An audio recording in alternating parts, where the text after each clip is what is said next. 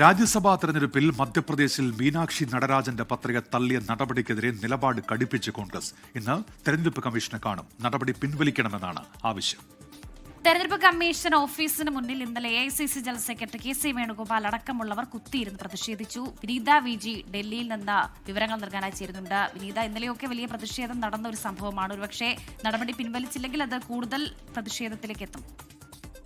ഉറപ്പായും വർഷം അങ്ങനെ തന്നെയാണ്. ഇന്ന് നടപടി പിൻവലിക്കണമെന്ന് ആവശ്യപ്പെട്ടുകൊണ്ടുള്ള തുടർ നീക്കങ്ങളാണ് കോൺഗ്രസിന്റെ ഭാഗത്തു നിന്നുണ്ടാവുക. രാജ്യസഭാ തെരഞ്ഞെടുപ്പിൽ മധ്യപ്രദേശിൽ നിന്നുണ്ടായ തിരിച്ചടിയിൽ തെരഞ്ഞെടുപ്പ് കമ്മീഷനെ ഇന്ന് കോൺഗ്രസ് കാണും. ഇന്ന് ഉച്ചയ്ക്ക് 12 മണിക്ക് നേതാക്കൾ തെരഞ്ഞെടുപ്പ് കമ്മീഷനെ കാണുമെന്നാണ് അറിയിച്ചിരിക്കുന്നത്.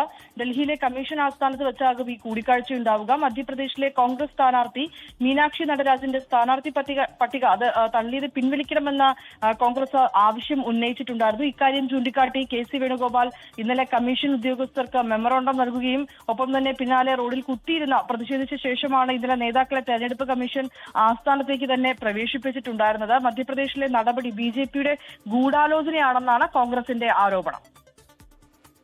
ശരി, വിനീത VG ആണ് ഡൽഹിയിൽ നിന്നും വിവരങ്ങൾ നൽകിയത്.